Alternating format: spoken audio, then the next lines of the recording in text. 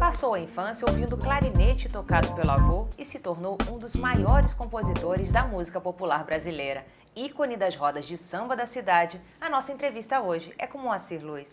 Moacir, como começou o seu interesse pela música? Poxa, primeiro obrigado aí pela abertura. É uma responsabilidade muito grande no Brasil, né, que é um dos países que onde eu considero a música mais importante, né? A gente é um país de tanta dificuldade social, mas a música é tão importante. Se disser que eu sou um dos grandes compositores, eu fico muito honrado. Eu acho que a música, ela, como você falou a história do meu avô, né? Meu avô era clarinetista da banda do Corpo de Bombeiros, e eu morava com ele na parte da minha infância, em Copacabana, e ali tinha o posto 6, ali era uma TV, acho que era a TV Rio, e ali aos domingos tinha um concerto para a juventude. Aquilo me apaixonava demais, eu ia para lá aos domingos escutar música, né? Sempre tive esse fascínio com música, né? Até que chegou uma hora que não deu para fugir, né?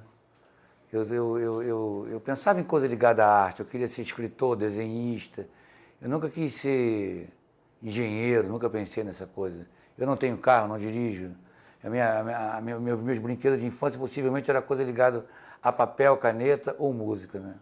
Já era um destino, mais ou menos. E qual foi seu primeiro instrumento? Então, tem um detalhe na minha vida que é muito significativo. Meu pai morreu num domingo e a gente morava na Vila Aliança, lá em Bangu, uma parte também assim, muito delicada, muito sofrida, ainda muito pobre, né? E eu fui para a casa de uma tia, né? Nessa coisa de velório, esse troço desagradável, né? E aí, com 2 dias desse acontecido aí, eu fui parar na casa da família Delmiro, do Carlos Delmiro e do Hélio Delmiro. Eu fui levado por um primo para distrair a cabeça, né? E é uma sensação quase que religiosa, porque naquele momento que eu ouvia meu primo estudando violão, parecia que eu estava trocando a ausência, suprindo a ausência da perda do pai pela uma nova paixão que era a música, né? E é impressionante, eu falo isso com toda sinceridade, assim, eu sabia que naquele momento meu futuro estava traçado, né? Era a música, né? E tanto que a minha vida moldou em cima disso, eu já não quis mais sair do bairro, onde a minha tia morava, que era o Meia, até decidir escola, essas coisas todas, onde é que eu ia estudar. Eu fiquei 30 dias tocando o violão do meu primo, peguei o que ele estudou tudo, entracei aquilo tudo, fiquei muito amigo do Hélio, ele começou a me chamar para os lugares, enquanto decidi que escola que eu ia estudar, né? Que para mim já não fazia mais diferença nenhuma. E eu tenho passagens da minha vida, assim, com 15 anos de idade, isso aconteceu aos 15 anos, de eu ir com a Aline Delmiro para a casa da Elisete Cardoso, né? Numa cobertura que ela tinha no Flamengo, ensaios da Elis Regina, eram coisas muito loucas. E com 17 anos, eu já participei de uma gravação de um disco, de um artista chamado Jolibra, com arranjo do Rio do Hora, e ali já estava... Tentei fazer faculdade, mas como se diz, uma coisa assim, uma obrigação familiar, né? Uma resposta à família, mas eu já comecei a tocar 24 horas por dia, violão, né? E tem uma coisa interessante, que eu queria ser músico, mas eu pegava o instrumento para estudar, as mecânicas, as escalas, e o negócio era fazer música, compor, né? Eu acho que é uma coisa que tem muito a ver, né? Às vezes você vê grandes compositores que não tem uma grande técnica no instrumento, no entanto se desenvolve de uma forma impressionante, né? Como o Cartola, que é um dos meus preferidos, né? E quem foi seu grande mestre? Eu tenho uma vida muito plural musicalmente, porque esse meu convívio com o Hélio Delmiro fez com que me aproximasse muito de estándares americanos no início. Eu gostava de ouvir Chet Baker, eu gostava de ouvir Bill Evans, essas coisas bem loucas, né? Mas rapidamente, por causa até do meu avô, que era vizinho do Dorival Caymmi, e tinha um relacionamento de banca de jornal, de bom dia, boa tarde. Ele tinha um disco do Dorival Caymmi, que era aquela coisa das canções praieiras do Dorival, e eu me encantei com aquilo. Depois foi a vez de Ari Barroso, né? Depois Tom Jobim, né?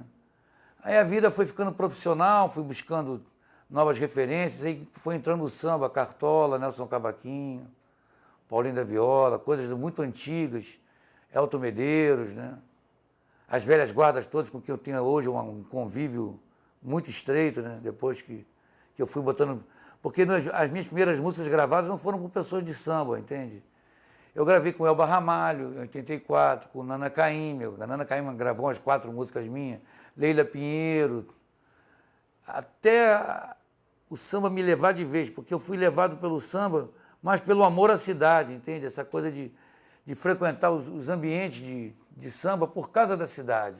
E você começou a compor muito cedo.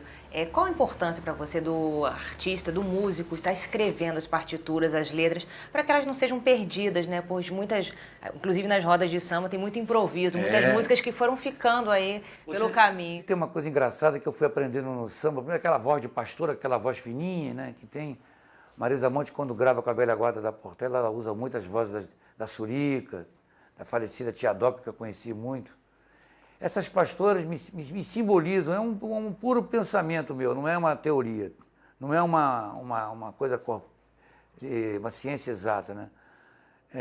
Que elas cantavam da cozinha para lembrar os maridos estavam no quintal e ela cantava da cozinha um samba que o marido esqueceu de guardar na cabeça, né? Essa voz foi se multiplicando para virar o coro das pastoras, né? Eu tinha essa coisa do compositor como um talento, e falo isso aqui uma coisa com muita naturalidade, assim, eu adoro ser cozinheiro, seria cozinheiro feliz da vida, tenho uma paixão por cozinha, e como tem um cara que tem o dom de plantar das coisas, né? Então a música para mim era uma coisa marcante, né? E hoje a minha memória já está um pouco cansada, porque tanta coisa que eu já fiz aí, embora às vezes as pessoas não dão conta, mas elas foram sendo guardadas através das minhas músicas que eu fui fazendo. A minha vida foi um pouco contada através das músicas, né? Então eu tenho muita recordação do projeto autoral na minha vida, né? Você falou que a sua história foi contada através das músicas e você teve sempre esse espírito muito agregador, né? Compôs muito em parcerias. Como que é para você trabalhar em parceria e como é que começou a parceria com Aldir Blanc? Por exemplo, isso é uma coisa que eu tenho orgulho na minha carreira danado, porque essa coisa de eu ter feito um pouco de literatura me deu a intensidade, me deu a responsabilidade com a palavra, entendeu? Assim, me ensinou lendo os poemas, Mário de Andrade, Drummond, como as palavras, elas são diamantes, né? Então, assim, para que eu vou banalizar uma música, né? E assim eu fui aprendendo com meus parceiros. O meu primeiro parceiro, assim, primeiro, Aldir Blanc. Com o Aldir eu tenho mais de 100 músicas feitas, umas 80 gravadas, pelo menos. O Aldir é um gênio, né? E com ele eu fui vendo aquela coisa de ocupar a música devidamente com as palavras, né? O Hélio dizia para mim, o Hélio Delmiro dizia assim, a música tem que ser instrumental, porque para ser cantada tem que ser muito bem cantada as letras, né? E o Aldir foi uma passagem muito interessante. Eu morava no Meier ainda, né? E minha mãe se mudou para o Nordeste e depois alugou um apartamento na Tijuca. A barra apertou do meu lado, eu pedi um help, ela fui morar um pouco na casa dela. E quando eu fui morar na casa dela, 2, 3 dias depois dessa história, eu fui tocar num bar na Tijuca. Quem estava lá na primeira fila? Aldir. Eu já conhecia ele, tá? Mas não tinha a menor intimidade. Já conhecia ele numa porta de casa, assim. E quando acabou, ele gostou das músicas que eu toquei, eu cantei algumas coisas minhas, eu já tinha gravado, como eu te falei, umas coisas com a Elba, com a Lana Bittencourt. E ficamos até de manhã conversando. Nessa época eu dirigia, eu peguei um carro e falei para ele me pediu uma carona. E quando a gente viu, descobrimos que a gente morava no mesmo prédio. Quer dizer, minha mãe foi alugar um prédio, alugou um apartamento no prédio onde ele morava. E assim, nós ficamos na garagem conversando, surpresos com aquela coincidência, né? 2 dias depois, quando eu fui pegar o carro, eu tinha no limpador de para-brisa uma letra dele, uma letra difícil, que eu nem lembro dessa música. E assim foram 23 anos nessa situação, né? Até eu me mudar da Tijuca. Ele continuou morando lá. Isso ajudou muito no relacionamento, no trabalho, nas coisas, né? Eu fiz o meu primeiro disco de canções em 88, todas as canções com ele. Músicas que depois foram sendo gravadas aos pouquinhos, pela Leni, pela Leila, pela Fátima Guedes. E depois a gente gravou O Coração do Agreste, foi uma música que a gente ganhou o prêmio Sharp. E aí a carreira com um parceiro foi muito grande. Depois veio Paulo César Pinheiro, que é outro gênio da raça, Hermínio. Tenho músicas hoje mais ligadas ao samba, com Martim da Vila, com Sereno. E uma rapaziada nova também, né? Modestamente fazer o que o Aldir fez comigo. Eu li que você não gosta de compor à noite. Por quê? Porque parece até coisa de artista, né? Mas à noite me angustia muito, porque se eu não consigo deixar uma música pela metade pronta, entendeu? Ou eu faço ou eu não faço. Primeiro, o fato de compor, a tese que diz que está tudo na cabeça, eu acredito, né? Então a música já está na minha cabeça, eu tenho que saber como é que eu vou tirar ela da minha cabeça. Quando ela sai, ela tem que sair pronta. Se ela demorar muito é porque não serve, né? Você compõe para um artista específico ou compõe livremente? Então, porque quando eu tinha um sonho de ser apenas compositor, eu achava aquilo um luxo, né? Mas viver de direito autoral no Brasil é uma utopia parecida com outras tantas, como viver de literatura. Então, assim, eu fazia uma música para Nana Caymmi, eu queria que ela tivesse o jeito dela, né? O temperamento dela de cantar. Hoje a minha vida é voltada mais para mim mesmo, né? Eu fui virando o causador das minhas, né? A minha consequência, né? A minha própria consequência. Então, eu faço os meus sambas pensando em mim. Mas fico orgulhoso demais quando o Zeca Pagodinho grava, quando a madrinha Beth Carvalho grava, né? É uma coisa, é uma emoção ímpar, né? Única, né? Eu tenho umas 200 músicas gravadas, aproximadamente. Acho que hoje não faria diferença gravar uma ou mais ou menos, né?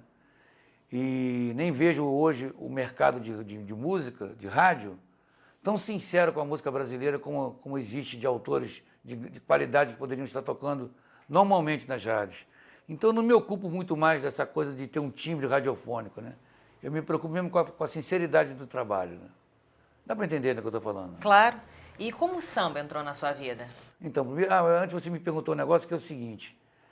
A última música que eu compus à noite, e vou encher aqui a boca para falar com muita honra, foi um samba que eu fiz com o João Donato. Eu fui na casa dele, ele me deu 2 músicas para fazer. Eu sou fã do Donato, quem não é, né? E cheguei aqui em casa agora com a tecnologia, com a música guardada no computador, no MP3. Eram umas 11 horas da noite e eu deitei e falei, meu Deus, cara, eu tenho uma música do João Donato para fazer. Aí só fui dormir às 6 horas da manhã quando eu terminei a letra, mas eu tinha que acabar aquilo. É uma agonia danada. Eu gosto de compor de manhã, lúcido. Porque às vezes você também bebe um pouquinho demais e acha que está fazendo uma obra-prima, depois você vê que não se trata muito longe disso, né? Que beleza, né? Eu acho que eu só fiz uma música em botequim, né? É um samba para escola, para bloco de rua. Nunca fiz uma música em botequim, assim, que fosse ter uma vida útil, né? E o samba foi entrando, então, naturalmente na sua vida, você circulando pela cidade? Andando pela cidade, as primeiras rodas de samba. Eu fazia uns sambas com Aldir e não levava muito aquilo ao pé da letra, mas eu falo isso como um agradecimento para o resto da minha vida. A Beth Carvalho sempre me dizia, você é um compositor, você é diferente, você é compositor. E eu tive uma época que eu vivi muito bem, muito perto com ela, com o Luiz Carlos da Vila, meu querido Luiz, que partiu cedo. Então, em 84, por exemplo, a Beth me levou 2 vezes no Cacique de Ramos para ver aquelas rodas, famosas rodas debaixo da Tamarineira. Fui na Mangueira em 85. Comecei a me aproximar da velha guarda, do Guilherme de Brito, que depois eu vim produzir até 2 discos do Guilherme. Da velha guarda da Portela com Casquinha, que eu também produzi disco do Casquinha. As feijoadas da Surica, ainda na vila da casa dela, sabe? Quando chegou em 89, eu fiz Saudades da Guanabara, uma música minha com Aldir e o Paulo César Pinheiro, que foi gravada pela Beth. Essa música marcou muito a minha vida, né? Ela virou um ícone no meu pensamento de inspiração, né? Porque todo mundo fala que Saudade da Guanabara é um hino não oficial do Rio, e surgiu esse comprometimento, para mim, muito bom, que é falar sobre o Rio de Janeiro nas minhas músicas. Eu devo ter não sei quantas músicas gravadas falando do Rio, eu tenho um disco que eu gravei só de poemas que eu musiquei falando sobre o Rio, A Sedução Carioca do Poeta Brasileiro. Escrevo aos domingos para o jornal O Dia, só falo de Rio de Janeiro, né? E aí, quando eu vi, eu estava com os 2 pés no samba, né? Já disputando samba enredo na Mangueira, dar aula dos compositores da Vila Isabel, música com o Martinho, gravando com o Zeca, fazendo show com o João Nogueira. O negócio foi virando e hoje a minha vida é toda essa história, né? E hoje você é um grande incentivador dessa nova geração, principalmente nas rodas de samba da cidade. Qual a importância que as rodas de samba têm para a cidade? Então, eu acredito que, primeiro, a cidade do Rio de Janeiro, ela pede esse tipo de interferência, né? De relacionamento, de interação, né? O Rio é uma cidade que tem uma parte de praia muito forte, que é visível e é notada por turistas e tal, mas tem um outro lado do túnel, a Zona Norte, onde a história de roda de samba já vinha há muito tempo, né? Eu não fui na roda do Arlindo Cruz, que era do Alindim, mas sei que era uma roda muito importante. A Tia Doca cheguei a frequentar, e outras rodas de samba muito importantes que teve aí. Até que em 2005, eu criei de uma forma muito espontânea, nada planejado, o Samba do Trabalhador. E era tão espontânea, tão sincera esse evento, essa manifestação, que a gente começou. O nosso samba era segunda-feira, 2 horas da tarde. Era para ninguém ir, entendeu? Era um samba, o trabalhador é um músico, né, que toca fim de semana. Então eu chegava lá segunda, sentava com os amigos, né? Batia um papo, mostrava música nova, e fazia uma roda de samba, uma comida, que é uma boa maneira de criar a parceria, os compadres, né? Só que não sei o que aconteceu. Com um mês aquilo já tinha 1000 pessoas. Hoje, 8 anos depois, a última semana, teve mais de 1000 pessoas, entendeu? Estamos agora com o segundo disco, segundo DVD, segundo CD, dessa vez todo em cima das minhas músicas, que acabou ganhando uma moldura, uma leitura mais popular, com as pessoas conhecendo o repertório, cantando em volta, né? Quem tiver acesso ao disco vai ver que trata-se de uma coisa assim, bem mesmo roda de samba, né? A gente gravou com as pessoas quase aqui na nuca, né, da gente, né? E a gente já acabou virando documentário no mundo inteiro. A gente já fez documentário para o Japão, para a Austrália. Onde é que já se viu um negócio desse, né? Vocês chegaram até a exportar, né, para São Paulo? Ah, São Paulo é um lugar que a gente já fez show com o Samba do Trabalhador várias vezes em São Paulo, várias vezes em Belo Horizonte, em Manaus. A gente recebe ônibus que vem de pessoas de... Outra vez vieram 40 pessoas da França para umas aulas de percussão e terminaram lá no Samba do Trabalhador. Tanto que acabei fazendo 2 shows na França por causa disso. E você também foi um dos fundadores do Bloco de Carnaval, Nem Muda Nem Sai de Cima, aqui da Tijuca, que na verdade mudou um pouco o carnaval de rua da Tijuca. Queria que você falasse um pouco da importância dos blocos para a cidade e como você vê hoje. Então, esse bloco ele surgiu em 94, tá? Eu era, como sou até hoje, um fã ardoroso do Simpatia Quase Amor. Inclusive, eles me dão um prestígio danado, que nos últimos anos eu tenho aberto desfile cantando Saudades da Guanabara lá em cima do carro. E a gente brincava muito que a Tijuca parecia um deserto no carnaval, né? Metade não gostava de carnaval e a outra metade ia para a região dos lagos, né? Então ficava aquele negócio assim, passava um fantasma ali na Conde de Bonfim e arredores, né? E eu não me conformava muito com isso, né? Por uma coincidência absurda, a gente fez esse bloco surgiu lá da minha casa, com o Aldir, meu parceiro da rua, da Garibaldi, botando o seu prestígio, o seu nome junto com a gente ali. E estava havendo um embate com Simpatia, e alguém fez uma brincadeira, vamos para o Nem Muda, no bloco lá do Moa, do Aldir e tal. E também aconteceu um inesperado, daqui a pouco veio o Jornal Nacional para saber o que estava acontecendo na Tijuca. E eu briguei muito para que o bloco não fizesse paródias, fizesse críticas. Eu queria que despertasse para as questões do bairro, né? Então a gente homenageou Paulo Emílio, compositor da Tijuca, Zagalo, Vavá, todas as coisas ligadas ao bairro, né? Bom, aí depois virou, já é um filho que já foi aí, já com vida própria, né? Eu acho que hoje inverteu, né? Eu, por exemplo, quando eu ia para o Bola Preta, a minha vontade era beber de manhã cedinho, não tinha essa coisa, não tinha ninguém no Bola Preta, 90, 80 e pouco. Eu ia lá porque era 7 horas da manhã, achava aquilo bacana, o bloco dava uma voltinha na quadra ali e ia embora. Hoje tem 2 milhões de pessoas, né? Você tem que ir, quando chegar lá na Antônio Carlos, você já não consegue mais encostar no bloco. E eu acho que a culpa é de todos nós. A gente criou essa história bacana do Rio de Janeiro.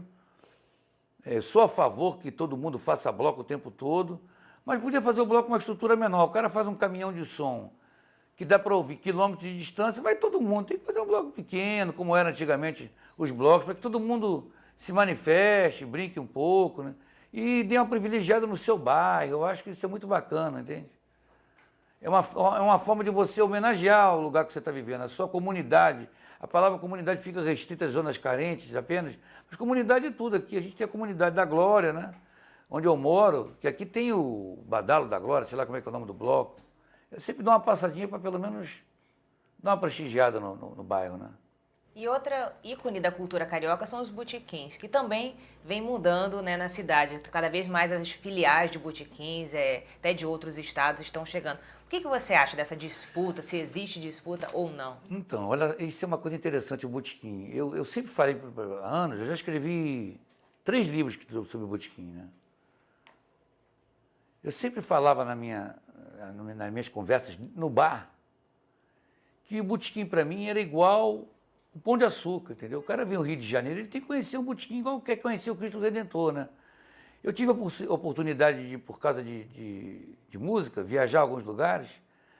Eu fui fazer um show em Havana, em Cuba, e fui conhecer a Bodega del Mélio, onde o Hemingway tomava o seu famoso Mojitos. Às 10 da manhã, quando abre aquele bar lá, em Havana, já tem uns 40 ônibus esperando lá para tomar Mojitos, né? Aquele é feito em escala industrial. As pessoas querem ver. Aquilo fez um bem para a cidade, né? E essa história se repete. Se você vai a Buenos Aires, os lugares tradicionais onde as pessoas bebem, né? Na Espanha, em Portugal. E o Rio de Janeiro é a mesma coisa, né? A gente tem que tratar o Bar Luiz como um patrimônio da cidade, né? Depois houve um desdobramento, são pessoas até amigas minhas, dos bares de São Paulo que foram influenciando os bares do Rio. Mas havia, na minha cabeça, eu brinco muito com isso, porque não havia mais espaço para aquela famosa empada que matou o guarda, se lembra? Você chegava em casa, a tua mãe dizia assim, meu filho, você faça de tudo na vida, você não coma camarão no botequim que você vai morrer. Essa coisa tinha que ter um fim, entendeu? Porque só os heróis conseguiam entrar em banheiro de botequim, o cara tinha que estar com escafandro, porque não tinha jeito, entendeu? O botequim fazia questão de ser uma coisa suja, tanto o pé sujo, né? Eu brinco que agora o pé sujo fez as unhas, né? Fez as cutículas. Só que depois o Rio de Janeiro foi virando um negócio de Paris, né? Geló a preço de caviar, cachaça a preço de Royal Salute. Então hoje, o cara quando arruma um pouquinho mais o bar, ele já bota aqueles troços exorbitantes, né? Eu tô um tempão sem beber cachaça, mas eu acho um crime que fazem hoje com o preço da cachaça em botequim. E outro ponto importante que eu venho destacar também na sua biografia é em relação à religião. Porque lá no Samba do Trabalhador você pede o sincretismo religioso. Qual a importância da religião na sua vida? A religião, esse cordão aqui eu ganhei de uma pessoa que ele ficou 1 ano para me dar esse cordão aqui, sabe? Esse cordão. Eu ganhei ele em homenagem a... Eu nunca falei isso, hein? A avó Santana, na Namburuquê. São 2 coisas diferentes. São 2 nomes diferentes para a mesma santa, para a mesma entidade. Eu fiz Medalha de São Jorge, que a Bethânia gravou. É uma música que é até cantada, às vezes, na igreja, sabia? E a gente falava na música de Ogum, Oxóssi, São Jorge. O Brasil, ele é negro, ele é branco, ele é tudo, né? O Brasil, eu acho que ele talvez se sobressaia no futuro por essa pluralidade, né? Eu não consigo enxergar o Brasil com guerras religiosas, como existe dos muçulmanos e outras coisas que eu não tenho nem aptidão para falar sobre isso. Então, eu acho que é muito importante você aceitar todas as religiões, né? Ou a fé de cada um, né? Onde a pessoa se sente protegida, né? Porque, no fundo, acho que nós somos o nosso próprio santo, né? O nosso próprio anjo da guarda. Cabe a nós acreditar, né? E eu, por exemplo, eu sou apaixonado por São Jorge. Um santo que eu brinco bastante, assim, ele é um santo, ele é tão carioca, apesar que aqui é São Sebastião, mas ele é um santo tão carioca que ele protege o bandido e protege a polícia, o mocinho e o bandido, né? Eu já cansei de falar sobre isso, mas eu vou muito à igreja de São Jorge, vou muito mesmo. E às vezes você vê um sujeito com aquela cara de mal, o cara é mal, né?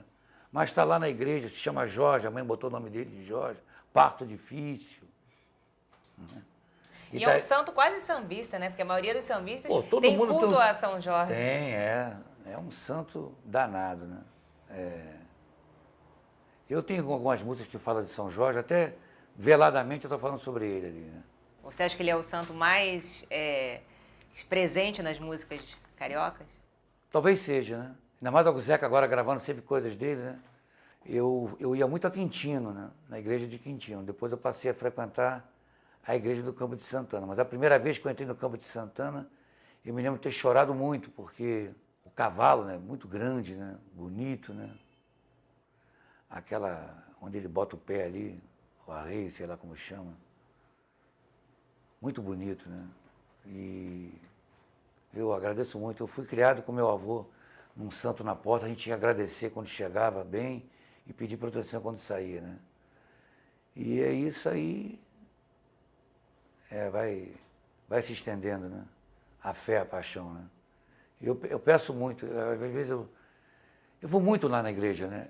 Eu falo para ele, eu até tenho uma intimidade com ele, que eu canto a minha música, eu rezo, a minha oração é cantar a minha música para ele. Né? E como um bom carioca, você também é apaixonado por feiras, é isso? Olha, se isso aqui fosse um documentário sobre a minha vida, eu ia te pedir que fosse entrevistar os feirantes. Eu vou à feira de tudo que é bairro. Se eu passar na rua, andando numa feira, eu paro, vou olhar o que tem na feira, né? E já tive a ousadia de comprar uma barraca de feira. Fiquei 2 anos com uma barraca de feira na Tijuca, onde eu não comprava nada, eu não vendia nada, eu comprava. Então botava a barraca de feira, cobria com os paninhos de prato comprados na feira. Os amigos tinham canequinhas escrito com o nome na feira. E ali a gente sentava, batia papo, também não tinha música não. E personalidades ilustres como Paulinho da Viola, Rui Castro, Jaguar, Macalé, Guinga, Luiz Carlos da Vila, Dorina, todo mundo ia para lá. Antônio Pedro, ator, Lã, Chico Caruso, nossa, muita gente. E a gente ficava ali comendo na feira. A feira tem um colorido, né? Eu, quando tenho a possibilidade de viajar para fora, assim, você vai naquelas feiras, eu tive outro dia numa feira, né, em Roma, eu fiquei pensando, me deu vontade de voltar para o Rio, porque o colorido das frutas, né, os peixes, né? Eu sou conhecido em feira. Bom, tem uma explicação psicológica, né? Meu pai foi feirante garoto e minha avó, por parte de pai, morreu feirante, né? Então acho que tem uma genética para explicar um pouco. Bom, Moacir, e para finalizar, eu gostaria que você cantasse e tocasse para a gente uma música que não pode faltar nas rodas de samba. Se você não tocar, o público reclama. Vou cantar. O samba chama Saudades da Guanabara. Eu fiz com Aldir Blanc e Paulo César Pinheiro. Vou dedicar essa música a Bete Carvalho. Eu sei que meu peito é uma lona armada, nostalgia não paga entrada, circo vive de ilusão, eu sei. Chorei com saudades da Guanabara, refulgindo de estrelas claras, longe dessa devastação.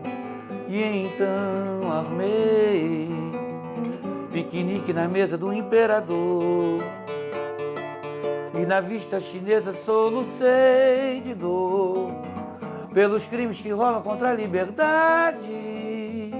Reguei o salgueiro pra muda pegar novo alento e plantei novos brotos no engenho de dentro, pra alma não se atrofiar. Brasil, Brasil, tua cara ainda é o Rio de Janeiro, 3x4 da foto e o teu corpo inteiro precisa se regenerar. Mas eu sei que a cidade hoje está mudada, yeah, yeah. Santa Cruz ou na Subaixada, Vala Negra no coração, eu sei, chorei com saudades da Guanabara, na lagoa de águas claras, fui tomado de compaixão e então passei pelas praias da Ilha do Governador e subi São Conrado até o Redentor. Lá no Morro Encantado eu pedi piedade, plantei ramos de laranjeiras, foi meu juramento. No Flamengo, Catete, na Lapa e no centro, pois é pra gente respirar. Brasil, Brasil, tira as flechas do peito do meu padroeiro, que São Sebastião do Rio de Janeiro ainda pode se salvar.